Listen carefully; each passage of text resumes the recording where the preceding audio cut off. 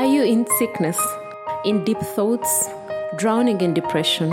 You feel stuck and nowhere to turn? Andrew Womack Ministries and Charis Bible College invites you to the healing experience. This 25th of May 2023, starting at 5 p.m. at Park Royal Mall, 5th floor, along Luganda Road. God is a faithful God. When you believe on Him, your healing is always available. Your healing is today.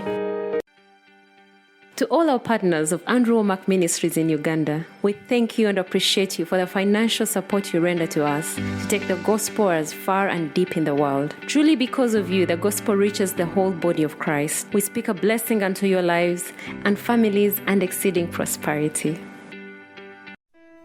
Welcome to Gospel Truth with Andrew Womack, a teaching ministry that focuses on God's unconditional love and grace.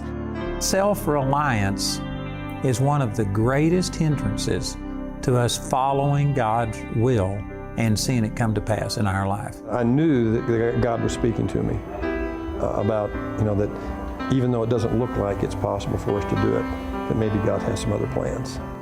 And now, here's Andrew. Welcome to our broadcast of the Gospel Truth.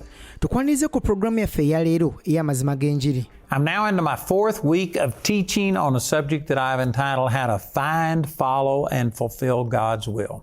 Wenjogere kati ndi mu wiiki yange yakuna nga nsomesa ku musomo guno gwe mbadde nsomesaako okugamba nti olinza otya okuzuula, okugoberera era okutuukiriza okwagala kwa Katonda.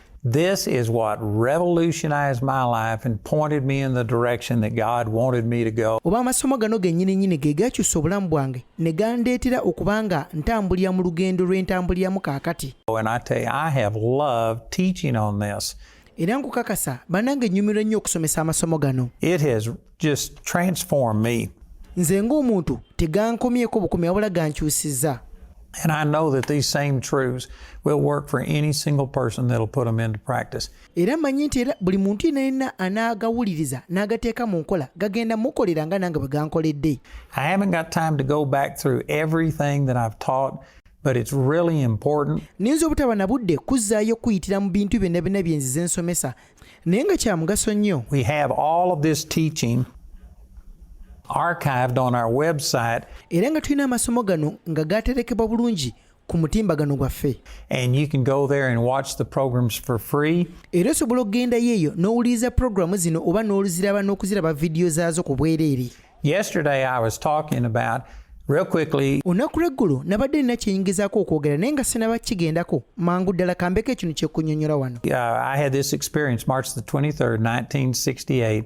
Nayina ensisinkano ne Katonda mu mwezi gw'okusatu nga 23 mu mwaka gwa 1968. And within 2 months, I had to come to a decision. Was I going to stay in school? Era oluvannyuma lw'emyezi 2 nalina okusalawo oba nali ngenda kusigala nga nkyasoma mu ssomero Or get out.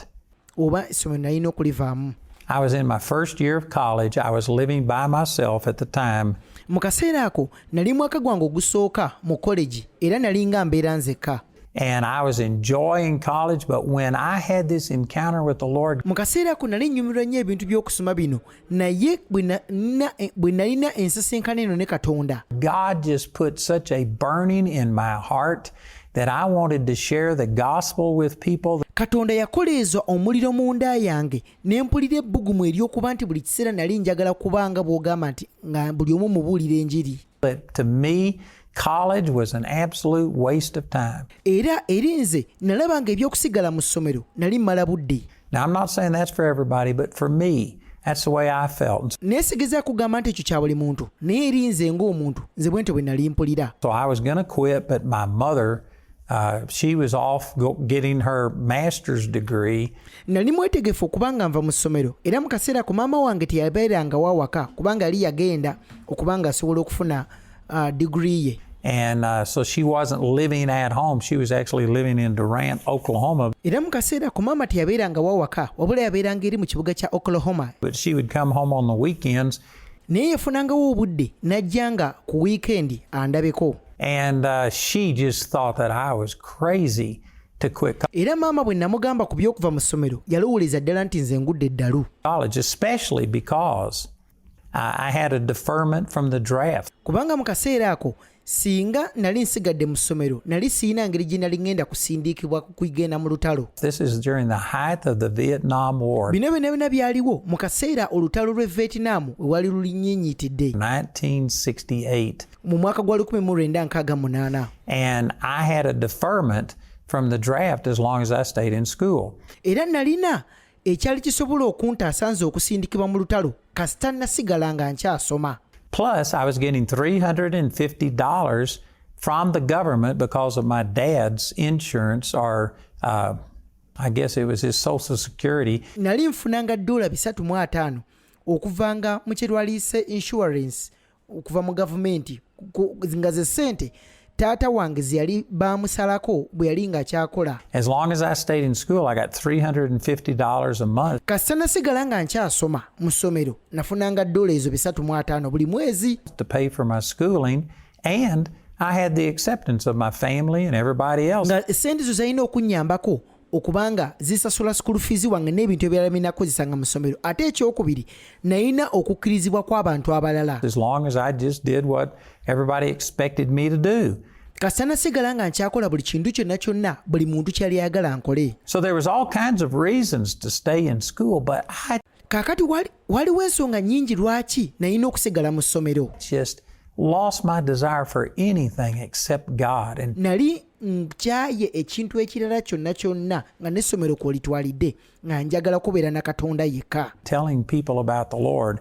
And so Nga bwe mbuulira enjiri, nga bwe mbuulira abantu ku nkolagana yaabwe ne Katonda. I said I was going to quit school, and boy, my mother hit the roof. Mu kaseera ko nagamba maama wange nti ngenda kuva mu ssomero. Maama yali obuwuka. And so I decided to stay, but I was struggling because I wasn't enjoying it. Naye olw'okuba nti maama yali anyiize nasalawo okusigala mu ssomero naye nakikola nga sikyagala. I hated it, as a matter of fact. Nali nakikyayira ddala. And then I saw the verse in Romans 14:23 Nti naye ne ndyoka ndaba olunyiriri oluli mu Baluumi essula ya 14 that says, "Whatsoever is not of faith is sin." olugamba nti na buli kitava mu kukkiriza kye kibi.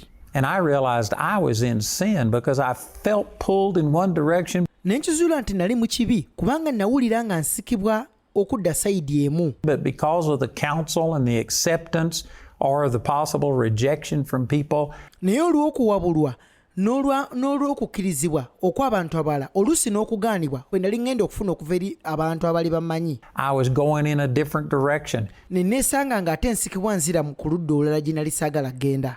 And I wasn't doing what I really felt in my heart. Era ne kibeera nti nali siri mu kukola ekyo kyennyini kye nali mpulira okukola mu mutima gwange. And according to Romans 14:23, I was in sin. Era okusinziira ku Baluumi 14:23 nali mu kibi. And so I made a decision I wasn't going to be in sin the next day. Era ne ndyoka nkola okusalawo nti nali sigenda kuddamu kubeera mu kibi enkeera.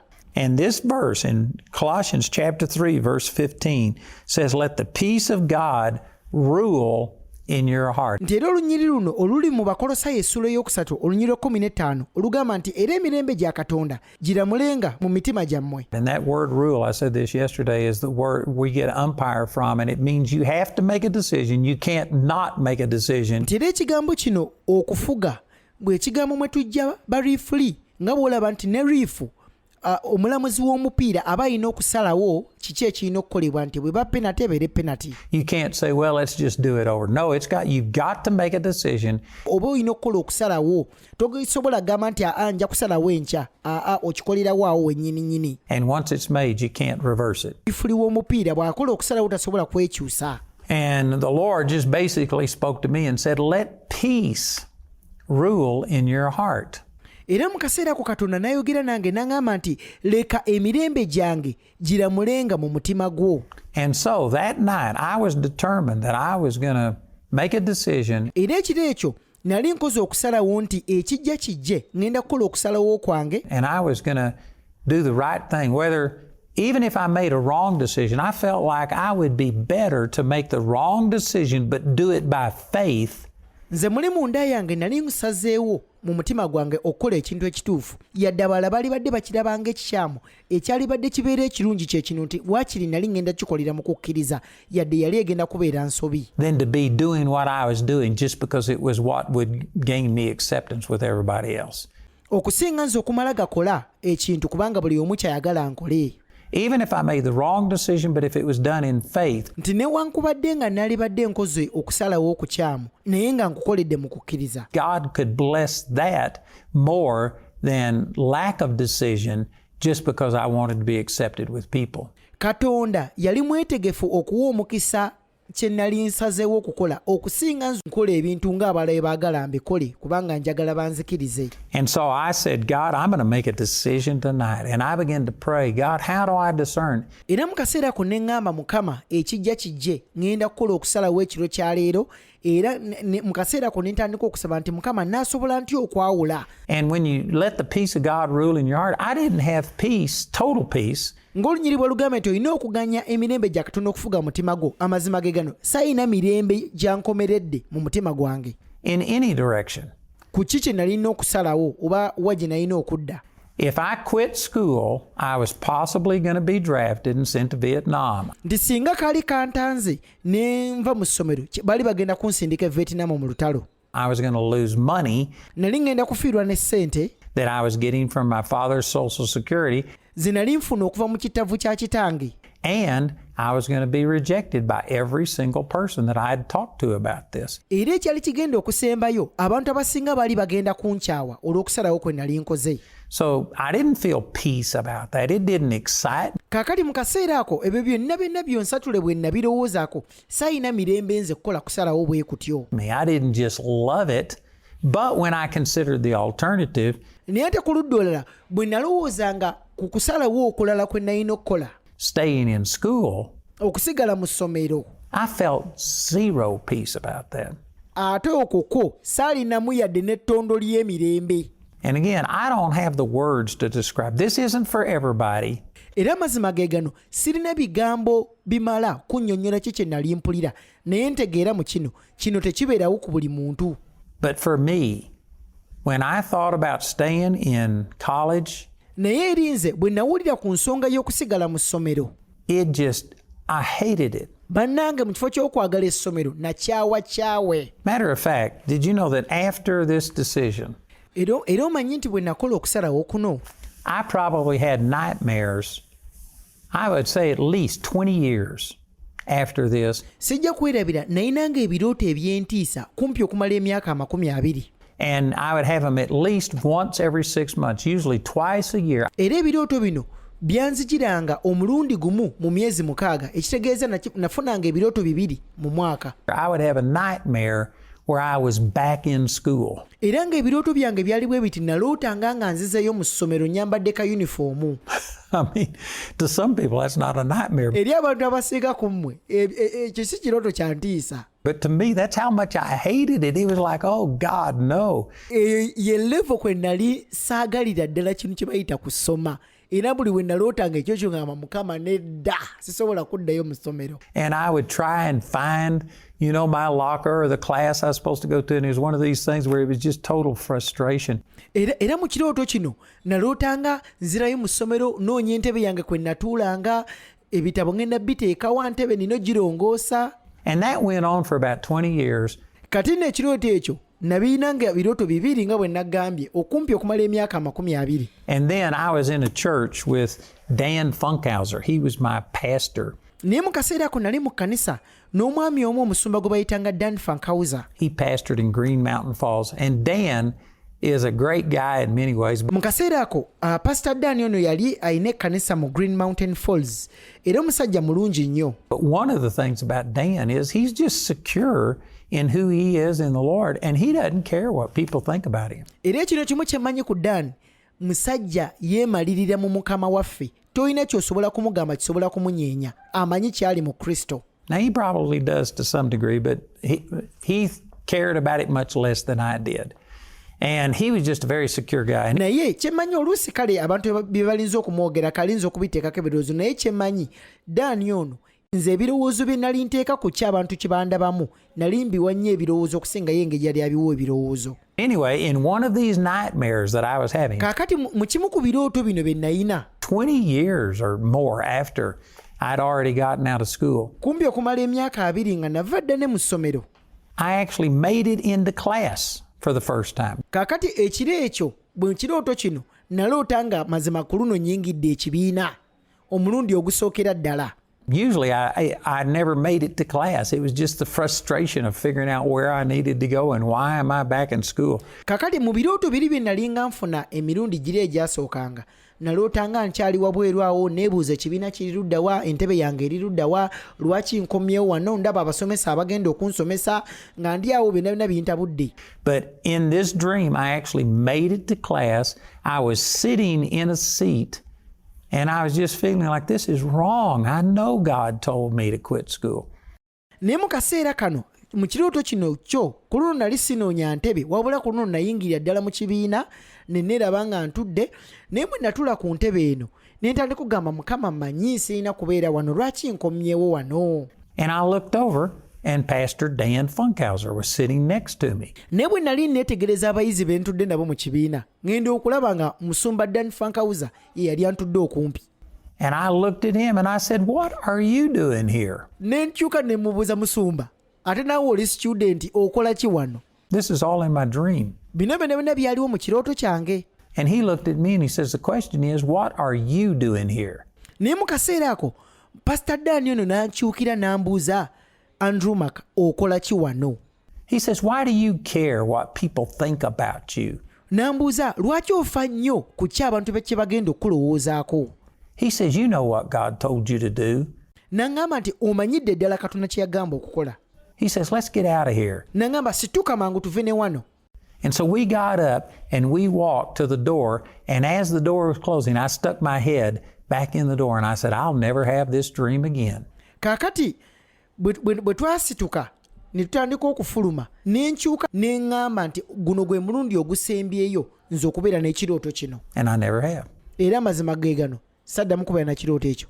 It's probably been another 20-something years since then. Era okuva we nasemba okubeera n'ekirooto kino kiraka wayiseewo emyaka 2 n'egyeyongeramu awo. And you know what it was? It was really just when I felt insecure and people were criticizing me. Naye omanyi kwe kyavanga nti lw'okuba nti nali simanyi ki kye nali munda yange nti buli kiseera abantu lwe bangolokokerako nga bagezaako okuŋŋamba nti okusalawo kwe nakola kwali kukyamu. I'd always go back to this decision I made about quitting school. Kaakati buli kiseera nga nina okwezzaayo kukuli okusalawo kwe nakola okw'okuba nti nalina okuva mu ssomero. Because I got criticized big time over this.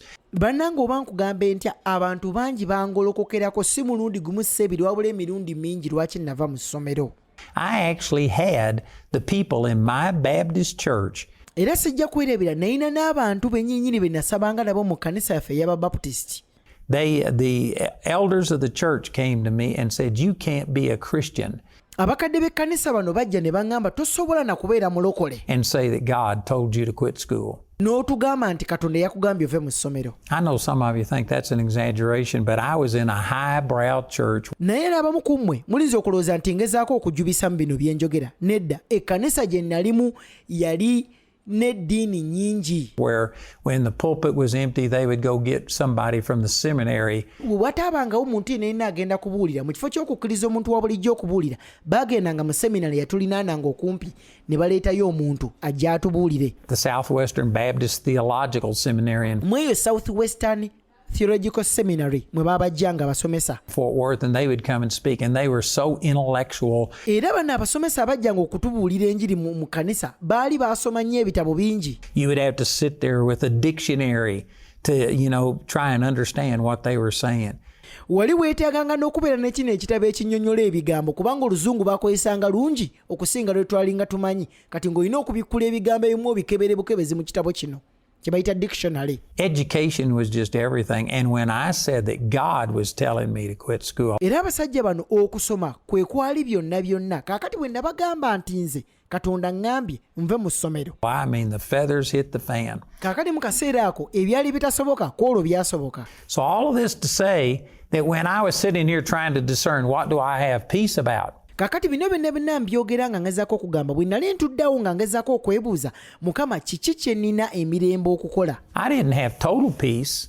about quitting school saalina mirembe gyankomeredde okuva mu ssomero because, again, I could be drafted. I'd lose money from the government. kubanga mu kaseera ako nali ŋŋenda kusindikibwa Vietnam mu lutalo nali ŋŋenda kufiirwa ssente ze nali nfuna okuva mu gavumenti And I was going to be criticized because I already was being criticized, and it was going to be much worse. kaakati ekyokusatu abantu baali bagenda kungolokokerako kubanga ne mu kaseera ako kennyinnyini baali batandise okungolokokerako n'ekyali kigenda kusikulumanga okusingako bwe kibadde If I just made a definitive decision. singa nali mmaze eddala ne nkibagambira ddala mu lwatu nti essomero ndivuddemu So I didn't feel total peace, but when I thought about staying in school, saalina mirembe ddala naye ate ku ludda olala bwe nalowooza ku nsonga y'okudda mu kibiina I had zero peace. ate eyo yo saalinamu yadde n'ettondo ettototondo ery'emirembe I mean, none.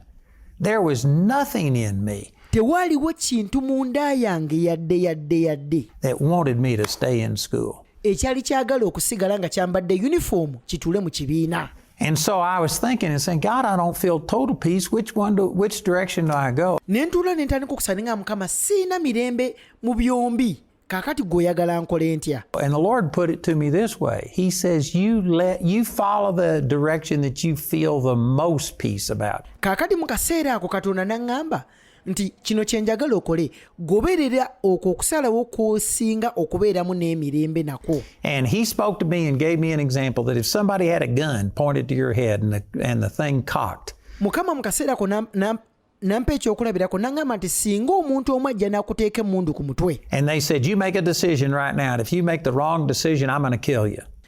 omuntu ono nanteeka emmundu ku mutwe n'aŋŋamba nti kola okusalawo essaawa zino naye bw'okola okusalawo okukyamu omutwe ŋŋenda gubwatula Which decision would you make? mukama n'ambuuza kusalawo ki kwe wali badde okola Well, again, there wasn't total peace, but there was no doubt about the one I felt the most peace about. naye ate jjukira byombi saabirinaamu mirembe naye ate waliwo ekimu kye nali nsinga obutaagalira ddala And I said, I would quit school. ne ŋŋamba mukama mu kaseera ako nti amazima ge gano omutwe bagubwatule naye waakiri sidda mu ssomero And he says, well, then just head in that direction. kakati mukama mu kaseera ako n'aŋŋamba genda okole ekyo And so that night, based on Colossians 3:15, kakati ekiro ekyo okusinziira ku bakolosaayo 3:15 let the peace of God rule in your heart. okuleka emirembe gya katonda giramulenga mu mitima gyaffe I said, all right, to the best of my ability, I'm going to follow peace. era nasalawo ne ŋŋamba nti okusinziira ku magezi amatono ge mmanyiiko ŋŋenda kugoberera emirembe gya katonda And I have no peace about staying in college. kubanga kye mmaze okuzuula sirina mirembe yadde nze okusigala nga nkyayambala yunifoomu mu ssomero And I don't have complete peace about quitting, but I have more peace about that. And I'm going to let the peace of God rule. naye ate ku ludda olala sirina mirembe gyanze okuva mu ssomero naye wensinga okubeera n'emirembe emingi nze kubanga ssomero ndivaamu And so I made a decision in my prayer time. I told the Lord, that's it. In the morning, I'm going to start telling people that I'm quitting school. ne ŋŋamba mukama nti kaakati weebali byonna byonna by'oŋŋambye enkya ku makya ŋŋenda tandika okugamba abantu okusalawo kwe nkoze ekijja kijje You have told me to do this, and this is the direction that I'm going. And I went to bed and I slept good. nti ŋŋenda kugamba abantu ki ky'oŋŋambye okukola era ne nnyingira obuliri bwange ne neebaka otulo twange So the next day, here's another thing the Lord spoke to me during kakati enkeera waliwo ekintu ekya katonda kyali yogeddeko nange that time. He says, if you were in a boat and you were going someplace, that little tiny rudder mukama yaŋŋamba nti singa obadde mu lyato ng'olina gy'olaga n'aŋŋamba nti omanyi nti kasiteeringi ako akatono akali mu lyato eryo can change the direction of that boat. kasobola okuba nti kakyusa eryato lino wa gye ligenda But if you're sitting still, naye ate singa oba oyimiridde mu kifo kimu you could flip that rudder 360 degrees and it will never give direction to that boat. nga kyagezaako tegeeza nti eryato lyo lino bwe liba nga teritandise kutambula ne bw'onyoola kasiteeringi kaalyo tekagenda kusobola kulikyusa kubanga teriri mu kutambula You have to start moving. And if you aren't confident, kyekimu mu kaseera ko mukama n'aŋŋamba nti olina okutandika okutambula nti yadde munda mu ggwe towulira buvumu na bugumu wa gy'olaga that you are moving in the right direction, well, then move slowly. You don't have to go full speed ahead. nti bw'oba teweekakasa nti oba gy'ogenda ddala katonda gy'agala ogende mu kifo ky'okudduka emisinde twalayo ebigere bitonotono mpola mpola naye tosigala ng'oyimiridde, tandika okutambula. Just move slowly, and you will either have that peace, start bearing witness and say, yes, this was the right decision. Kakati bw'otandika okutambula mpola mpola nga topapa wabula mpola mpola ojja kutandika okuwulira emirembe egyo nga gitandika okulamula mu mutima gwo. No, it was the wrong decision, but you've got to start moving. Awo olyoka obeere ng'osobola okusalawo nti oba okusalawo kw'okoze kutuufu oba si kutuufu, naye kino ky'olina okumanya, olina okutandika okutambula. So, based on that, kakati okusinziira ku ekyo Mukama kye yali aŋŋambye, I got up the next day and I went to the 3 people who had criticized me the most. mu kaseera ko nagolokoka enkeera ne ŋŋenda eri abantu 3 be nali manya abali basinze okumpa obuzibu mu kusalawo kwange. One was a school teacher that I had a good relationship with. She was a born-again person. Omu ku bo ye yali omusomesa wange mu ssomero era nalina enkolagana ennungi naye, yali mukyala mulokole. And she was real strong in the Lord, and I valued her opinion. Enkolagana ye ne Katonda yali nnungi nnyo era nga bw'akugamba nti Mukama amugambye nga kyangambye nkitwala. But she was also a friend of my mother. Nga jjeko ekyo omukyala ono era yali mukwano gwa maama wange. And my mother was a school teacher, and this woman thought that she was doing my mother a favor by telling me how crazy I was. Era olw'okuba nti yali mukwano gwa maama, ye mukyala yalowoozanga nti ayamba maama wange ye okuŋŋamba nti sina kuva mu ssomero nsigale nga nkyasoma. To even contemplate quitting school, and she had let me have it. Era ne bwe namugamba nti ngezaako okulowooza ku by'okuva mu ssomero, bannange yali yangolokokerako bubi nnyo. There was another guy who was my youth director, and he was actually there the night that I experienced God, what this little booklet about, Marion Warren. He was in that prayer meeting. Kaakati waliyo omusajja omulala eyaliwo mu kiro kiri Katonda we yakoma ku bulamu bwange nga 23 omwezi gw'okusatu mu mwaka gwa 1968 yaliwo ekiro ekyo. And he was my youth director at the church, and he had just told me that you are crazy. Era omusajja ono yali nga bw'ogamba yali akulembera ekitongole kyaffe eky'abavubuka era yali yaŋŋamba nnyo nti gwe oli mulalu okugamba nti Katonda agambye. You are missing God. And then there was another lady who was just a friend of mine. Kaakati waliwo n'omukyalo omulala ono yali mukwano gwange. She was about 20 or 30 years older than me, but I looked at her kind of like a spiritual mother, and I valued her opinion. Era omukyalo ono yali asembayo eyali ansinga emyaka kumpi 23 nali mutwalanga maama wange ow'omwoyo era ebigambo bye yaŋŋambanga nabitwala. All 3 of these people had let me have it when I told them I was contemplating quitting school. Era bano abantu 3 be bali basinze okungolokokerako okunwanyisa bwe namala ne mbagamba nti Katonda ŋŋambye nve mu ssomero. So the next day after I made this decision, kaakati enkeera bwe nali nkoze okusalawo kuno, I just got up and went and saw these people just to kind of test the waters. Nagamba nti kaakati kangezese kaŋŋende ndabe bano abantu 3 bennyini abadde basinga okungolokokerako okunwanyisa. To let the peace of God see if this was the right thing or not. Nga njagala ndabe oba ddala nagoberedde emirembe gya Katonda oba ddala okusalawo kwe nakoze kwabadde kutuufu oba si kutuufu. And I remember going in to see this school teacher, this lady. Sijja kwerabira nagenda okusisinkana omukyalo ono omusomesa. And I walked in and I told her, I said, Miss Ellis, I said, I've made my decision about what I'm going to do about college. Kakati ne ŋŋenda mu ofiisi ye ne mugamba Miss Ellis nakozedde okusalawo ku ki ekiddako. And so she said, what is it? Omukyalo oyo n'ambuuza okoze kusalawo ki? And I said, I believe God has told me to quit school. Ne mugamba nti mazima ddala nkakasiddwa mu mutima gwange nti Katonda yaŋŋambye nve mu ssomero. And I'm going to quit school. Era essomero ŋŋenda ddivaamu. And I was braced for her to come out against me with everything she had. Muli mutima gwange nali neetegese ku byonna byonna bye yali yeetegese okunkola. And she just stood there and got tears in her eyes. Naye mu kaseera ako ŋŋenda okumutunuulira amaziga ne gatandika okumuva mu maaso. And she says, I would give anything to be where you are. Omukyalo ono n'agamba nti nsobola okuwaayo kyonna okubanga ndi mu kifo kyo. That totally shocked me. I was expecting anything but that kind of a reaction. Ekyo omukyalo ono kye yaŋŋamba bannange kyantiisa kyankanga kyanneewuunyisa kubanga nali nsuubira kungolokokerako kuyomba nate. And I said, you would? I said, why would you do that? And she says, you know, I don't know how old she was, but however. Ne mubuuza lwaki ku luno weekyusiza. Naŋŋamba omanyi sijjukira yina emyaka emeka mu kaseera ako. She says, I'm this old And I don't know for sure that I've ever done exactly what God told me to do. Yaŋŋamba nti ndi myaka bwe giti naye simanyidde ddala mu bulamu bwange oba ddala ebintu bye nkola byo bennyini Katonda byantondera okukola. And she says, I would be anything. I'd give anything to be 18 years old. Era omukyala ono n'aŋŋamba nti nsobola okukola kyonna, nsobola okuwaayo kyonna nziremu mbeere wa myaka 18. And know that I am following God's will for my life. Mbeere nga nsobola okukolera ddala kyennyini Katonda ky'ayagala nkole. And man, after I left there, I was shouting and praising God. You talk about the peace of God. It was growing exponentially. Kaakati mu kaseera ako nafuluma ofiisi y'omukyala ono nagenda ndeekaana bw'oba oyogera ku nsonga y'emirembe gya Katonda okufuga mu mutima gwo gyali gitandise okufugira ddala nga nkiwulira. Then I went and saw my youth director, which had been very critical of me.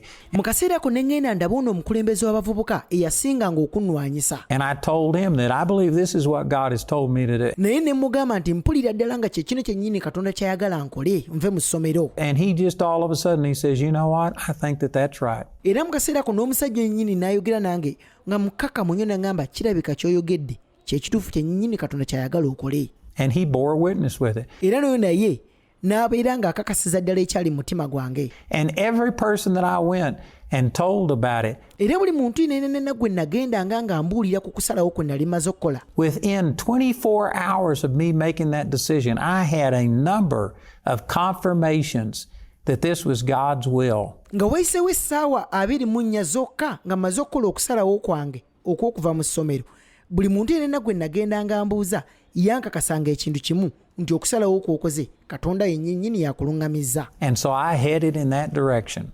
Era ne ntandika okugoberera kye nali nsazeewo mu mutima gwange. And did you know in the natural, there was a lot of bad things that happened. Omanye nti mu buliwo waliwo ebintu ebibi ebyabaawo. And I did lose my student deferment. Kubanga mu kaseera ako eddembe lyange lye nalina okusigala mu ssomero ng'omuyizi baalinzijjako. And I did get drafted.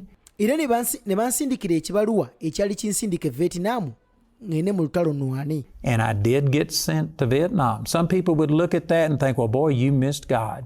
Era abantu abasinga oli asobola okugamba nti baakusindika e Vietnam olaba wasobwa Katonda walibadde osigala. But you know, looking back on it, in hindsight, that was one of the best things that ever happened in my life. Naye ate omanyi nti singa bwe ntandika okutunula emabega ne nejjukanya biki ebyaliwo, amazima ddala ge gano, okwo kwe kusalawo okukyasinza obulungi kwe nali nkoze nga nze omuntu. It wasn't fun, and at the time, it wasn't fun at all. Omanyi byali tebisanyusa, okusalawo okwo kwali tekusanyusa mu kaseera ako, kwali tekunyumirako ddala. But I look back at it, and I was just in a situation where I was isolated for 13 months. Naye kaakati ntunula emabega ne neeraba nti nali njawuddwa ku nsi yonna kumpi okumala emyezi 13. And out of nothing but sheer determination and boredom, Naye ate mu kuba nti nali sina kira kye nali nkola n'okwebowa okungi kwe nali mpitamu. because there was nothing else to do, I just started studying the Word anywhere from 10 to 15 hours a day. Kaakali kye nasalawo okukola okweggyako ekiwuubalo kye nali mpulira nga ndi mu lutalo Vietnam, ne ntandika okusoma Bayibuli kumpi essaawa 12 ku 13.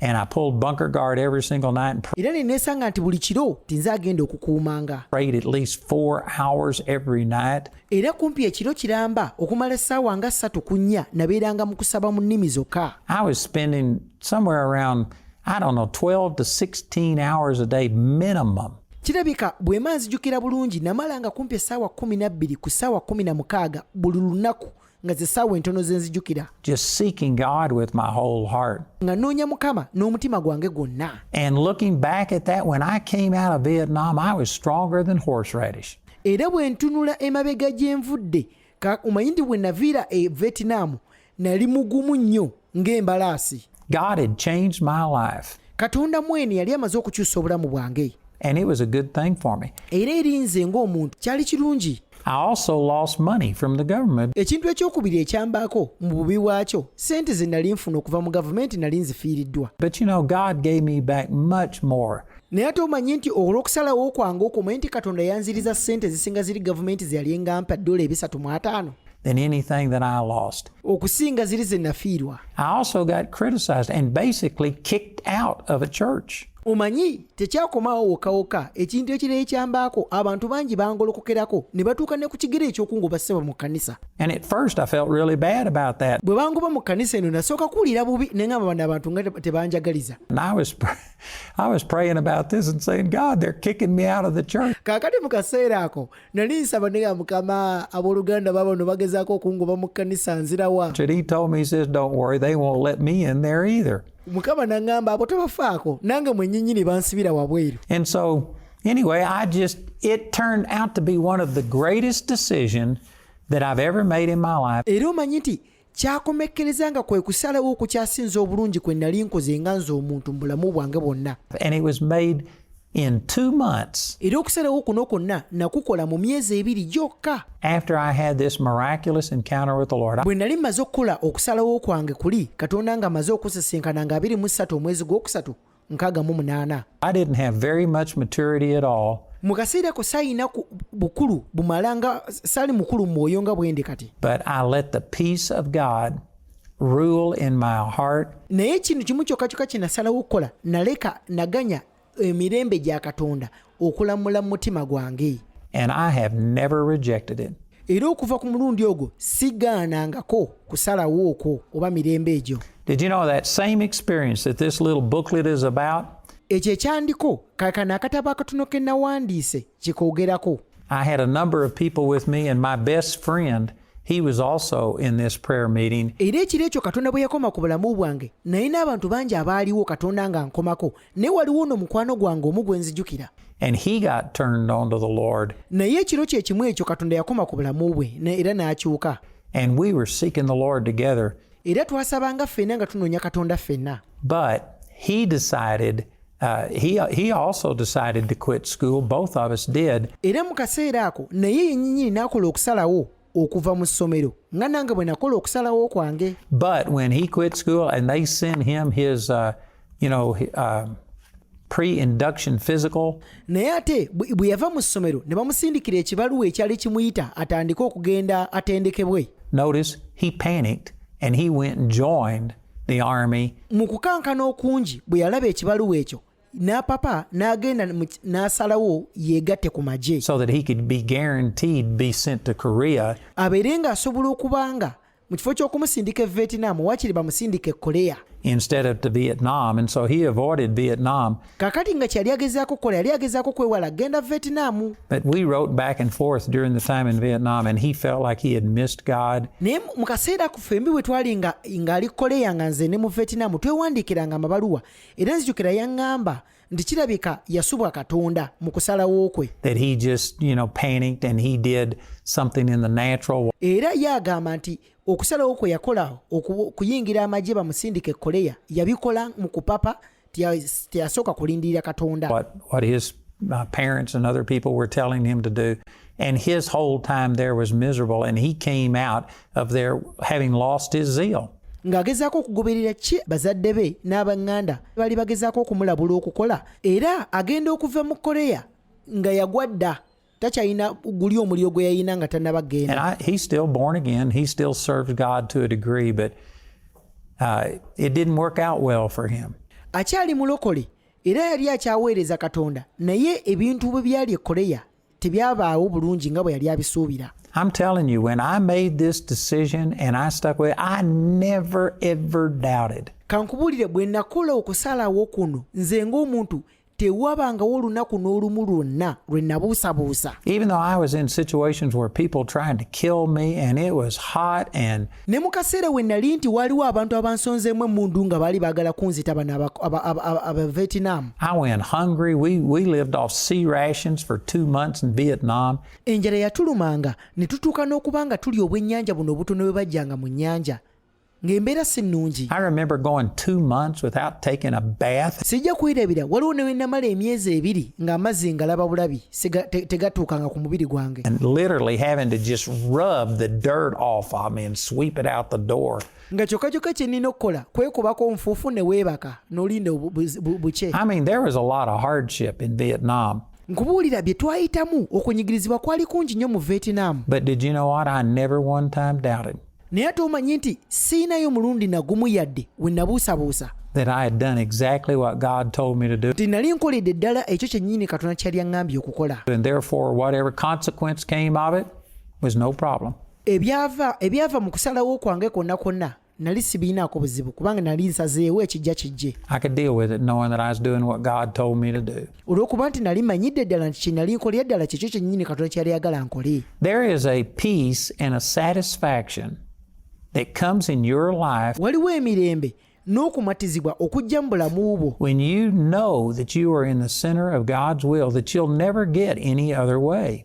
kw'omanyira ddala nti oli masekkati g'okwagala kwa Katonda nga gy'emirembe togenda kugifuna wantu walala wonna. And it just strengthens you and enables you to deal with it. era bwe gijja munda mu ggwe gikunyweza gikuzaamu amaanyi. But on the other hand, if you're just doing your own thing, naye ate ku ludda olala bw'oba oliawo ggwe ng'okola bibyo and then problems arise, one of the first thoughts that's going to come to you is, oh, I missed God. kakati ebizibu ne bitandika okugolokokerako ekintu ekigenda okusookera ddala okujja mu birowoozo byo kirabika nasubwa Katonda byenkola alabika si byeyagala nkole. This is a result of my own bad choices. n'otandika okugamba nti bino byonna bimbaddeko olw'okusalawo kwange okubi. I deserve this. nze ng'omuntu biŋŋwanira. Now, praise God for the grace of God. I believe even if you make a mistake, that God will never leave you nor forsake you. naye Mukama yeebazibwe olw'ekisa kye nti yadde oba okoze ensobi tasobola kuvaako yadde tasobola kukulekulira. And He could turn that thing around.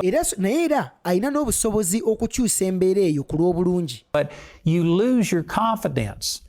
You lose your security when you are doing your own thing and asking God to bless it. kaakati ggwe omuntu bw'oba ng'oli eyo ng'okola ebibyo ng'oweesaba Katonda abeere ng'abiwa omukisa obeera ojja kufiirwa emirembe gyo oba ojja kufiirwa obumativu obwo bw'olina mu mutima bwe wali badde nabo mu mutima gwo. There is something supernatural about just knowing that, God, I'm exactly where you want me to be.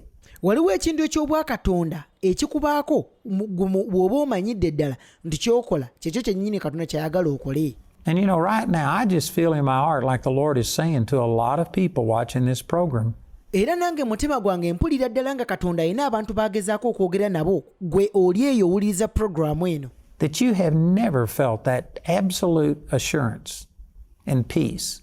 naye nga munda mu mutima gwo tobeerangamuuko na mirembe egyo bukakafu obwo okumanyira ddala nti nno That you are doing exactly what God told you to do. by'okola Katonda bennyinnyini by'ayagala okole. Again, there are steps and stages. You may not be in the fulfillment, naye omanyi birimu emitendera oyinza okuba toli wali mu mutendera ogusembayo ogw'okutuukiriza okwagala kwa Katonda. of the end result, what it's going to be, but you ought to at least be able to say, I know I'm where I'm supposed to be today. naye waakiri olina okubeerako waakiri mu mutendera ogusooka nga ky'omanyiridde ddala nti kyokola kiki kyennyini Katonda kyayagala okole. I'm in process. gwe ng'omanyiridde ddala nti ndi mu mitendera ndi mu lugendo natandika okukola Katonda kyayagala nkole. I'm moving in that direction. ndi mu kutambula nga ngoberera Katonda sigoberera byange. And if you can't say that, era bw'oba oliyo nga tosobola kwogera nga bwe njogedde bwe ntyo, if you don't know beyond a shadow of a doubt bw'oba tomanyidde ddala mu mutima gwo nti osobola n'okuteekawo omukono gwo ne bagutemako what God's will is for your life, nti ky'okolera ddala kweko kwennyinnyini okwagala kwa Katonda eri obulamu bwo, well, then there's no way you're going to prosper beyond that. nkukakasa tolina ngeri yonna gy'ogenda kukulaakulana ku sukkuluma ekyo. And even if you know what God has told you to do, but if you haven't learned how to follow God's leading, naye era naawe bw'oba ng'oli eyo ng'omanyidde ddala Katonda kyayagala okole naye ate nga toli mu kugoberera kukola Katonda kye yagamba kukola ng'otudde butuuzi awo, naawe tojja kutuukiriza. and you're trying to accomplish God's will in your own strength and power, naye ng'oli eyo gwe ebintu ogezaako kutuukiriza okwagala kwa Katonda mu maanyi go mu busobozi bwo, you're going to blow the whole thing. ng'okakasa ebintu byonna ogenda biddobonkanya. It's just a matter of time. kiwa buwi kaseera. You know, one of the things that was a real blessing to me when I was pastoring in Childress, Texas, omanye ekimu ku bintu ebyali bisinga okumpa omukisa mu kaseera ke nali nsumba ekkanisa emu mu Childress, Texas. this would have been in 1976 and 77. ebintu bino bye nkugamba byaliwo kireka mu mwaka gwa 1976 oba 77. I only had a very few people coming to the church, and so I didn't have a whole bunch of demand on my time. Nalina abantu batono nnyo abalinga bajja mu kanisa, so sayinanga mirimu mingi gya kutuula mu kanisa kulinda baluganda. And so I started going into nursing homes. Mu kaseera ko nasalawo okutandika okubanga ngenda mu ze tuyita nursing homes. Kakati mugana amaka abakadde bano gye balinga babalabirira. And ministering in nursing homes, and I'd do that 2 or 3 hours a week. Nagendangayo emirundi 3 kwena buli wiiki. And did you know, it was a real blessing to me omanyize ng'omuntu kyampa nnyo omukisa ku lw'ensonga eno. because I went in and saw people. I remember this one lady in particular. Omanyi bwe nagendanga mu bifo bino sijja kwerebera waliyo omukyalo ono omu gwe nzijukira obulungi. Who was very well off. She, you could tell she had been a beautiful woman. Omukyalo ono alina okuba nga yali mukyala mugagga era nga bw'omwetegereza alina okuba nga yali mukyala mulungi mu myaka gye. She was always dressed to the nines. She always had her hair combed. Era bwe wamulabanga yabanga akaviiri akasanyiridde bulungi ng'ayambala bulungi. She looked proper all of the time. Era buli kiseera nga ye abeera ku nsonga aba alabika bulungi. But nobody would ever come see her. Bwe yabeeranga mu maka gano ag'abakadde tewaalingayo muntu yenna yajjanga kumulaba. And this woman would just sit in this nursing home. Naye era omukyala ono yatuulanga mu maka gano ag'abakadde. And most days when I went in, she'd be sitting there crying. Era buli we nagendangayo namusanganga mu maziga ng'akaaba. And she had been a pastor's wife, a Methodist pastor's wife. Era omukyala ono kye namala okuzuula nti ate yali mukyala w'omusumba omumethodist. And at one time she was the social elite in the town. Era mu kaseera akamu okusinziira ku bye yaŋŋamba ye yali omukyala ye yaliko mu myaka gye mu kibuga ky'ewaabwe. Everybody was looking up to her. Nga buli muntu yenna atunuulidde ye nga yenna lulungi yalina ssente buli kirungi kiri ku ye. And she used to tell me about how important she used to be. Omukyala ono yannyumizanga engeri gye yali ng'ow'omugaso ennyo mu bantu. And how people everybody wanted to be around her. Era abantu abasinga baalinga bamwegomba nga baagala nnyo okubeera kumpi naye. And now she was put out to pasture. Nobody would ever come see her, and she spent most of her days just sitting there crying. Kaakati olw'okuba nti yali akaddiye nga takyalina musumba, abantu abasinga baali tebakyayagala kumusemberera. And I'd go in and minister to this lady often. Era ebiseera ebisinga nga ŋŋendanga ne muweereza ne muzaamu amaanyi. And it was good for me because this woman at one time had been a mover and shaker, but she was past her prime. And I saw that everybody, sooner or later, is going to come to the end of themselves. Nze kino lyali ssomo ddungi nnyo gye ndi kubanga bwe natunuulira omukyalo ono omulundi ogumu ye yali ow'akabi buli omu nga gwatunuulira nga gwe basinga okwagala. Muli n'enjiga nti ffenna wajja kubaawo olunaku lumu lulinza okwanguwa oba lulinza okujja mu maaso awo. With most of us, it's sooner. Naye eri abamu ku ffe ate tusemberedde emyaka egyo. We make mistakes along the way and things don't work out and we crash and burn even while we're young. Omanyi wano bw'oba okyali muto okola ensobe nnyingi n'obikola n'oweetereza n'obiddamu n'obikyusa. But if nothing else, every single person, if you live long enough, naye bwe mba ndi wakubifunzafunza ffenna kasita omala n'okaddiwa is going to reach an age where you're past your prime. Ojja kutuuka mu myaka nga osukkulumye emyaka gye egy'okwagalwa. And you are no longer able to contribute the way you used to be. Nga tokyasobola kubanga oyongerako ku bulamu bw'abantu nga bwe wakolanga edda. And if you are just depending upon yourself and your own ability, naye bw'obanga oli eyo nga gwe obwesiga bwo obwesigamye ku ki ky'osobola okukolera abantu oba ki ky'osobola okukola mu busobozi bwo, then you're going to come to a place to where nobody wants you. Ogenda kutuuka ku lunaku ne mu kiseera nga tekyali akwagala. Because you're no longer productive. Kubanga abantu tokyabawa mukisa. Man, that's sad. Ekyo kikwasa ennaku. And this was good for me because I realized that, man, I need to make my life count. Kaakati ekyo kyali kya mugaso nnyo gye ndi era lyali ssomo ddungi nnyo nze okuyiga nti nalina okukozesa obulamu bwange bulungi. And the only thing that really makes my life count is not what I can do, but what I will allow God to do through me.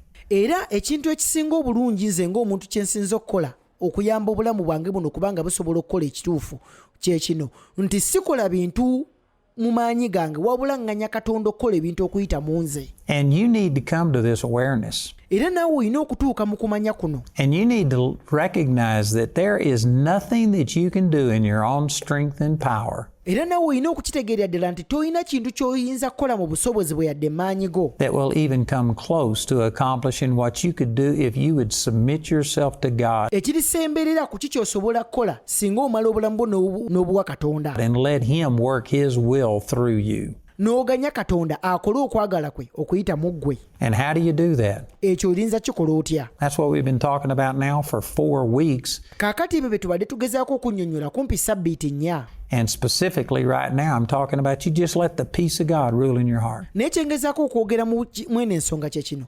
Kkiriza emirembe gya Katonda gifuge mu mutima gwo. Look at your life and look at the direction that your life is going. Tunuulira obulamu bwo gw'awuliriza puroguramu eno. Weetegereze obulamu bwo budda ludda wa. And does this cause you peace? Obulamu bw'engeri gye butambulamu kaakati kikuwa emirembe? Do you look at it and say, thank you, Father, for such a wonderful thing that you've done. Thank you for the awesome opportunities you've given. Osobola okuyimirira n'ogamba nti Mukama weebale olw'ebintu by'oŋŋanyizza okukola mu kaseera kano nga ddala ddala olina emirembe nti by'okolera ddala Katonda bye yagamba okukola. And I know that you that have begun a good work, you're going to perform it. Osobola okuyimirira n'ogamba nti Mukama nkwebaza kubanga gwe yatandika omulimu omulungi guno gwe ndi mukola essaawa zino ogenda gutuukiriza ddala ddala omulimu gw'okola gwe Katonda gwe yagamba okukola. Do you feel peace about where you are and where you're going? Owulira emirembe ku ekyo ky'oli mu kukola eyo gy'olaga n'eri gy'ovudde? Or do you look at it and wonder Oba okyuka n'otunuulira obulamu bwo n'otandika okwewuunya and have fear about, man, what's going to happen n'otandika okubeera n'entiisa n'ebibuuzo nga weebuuza ki ekiddako when I get old? singa nnaamala n'enkaddiwa? You need to know that you are doing what God told you to do. And one of those ways is you let the peace of God rule, umpire in your heart. Era olina okutegeerera ddala nti kyokolera ddala Katonda kyennyini kyayagala okole naye ogenda kitegeera otya ng'oganyizza Katonda emirembe gye okufugira ddala mu mutima gwo. And some of you right now don't feel peace about where you are. You're doing it because it just seems like that's what you've got to do to survive. Era abasinga ku mmwe oli eyo tolina mirembe, tomanyidde ddala nti oba by'okolera ddala Katonda bye yagala okole naye omala gakola kuba nti abantu kye bakwagala okole. You need to make a decision and start following that peace. Olina okukola okusalawo kuno leero otandike okugoberera emirembe gya Katonda mu mutima gwo. And I promise you, if you'll do that, Era nkukakasa singa onaamala n'okukola okusalawo okwo, I believe you will prove the good, acceptable, and perfect will of God. era nzikiriza ddala nti ojja kuba osobola okukakasa okwagala kwa Katonda okulungi okukkirizibwa era okutuukiridde. God, you'll never regret it. Era tojja kukwejjusa. Thank you for listening to the Gospel Truth Program. We believe that you have been blessed. Please call us on 0200 330 000 to pray with you or to make an inquiry or share your testimony with us. We speak healing into your body and prosperity into your life. You are blessed. Are you in sickness, in deep thoughts, drowning in depression? You feel stuck and nowhere to turn? Andrew Womack Ministries and Charis Bible College invites you to the healing experience. Every last Thursday of the month, starting at 5 p.m. at Park Royal Mall, 5th floor, along Luganda Road. God is a faithful God. When you believe on Him, your healing is always available. Your healing is today.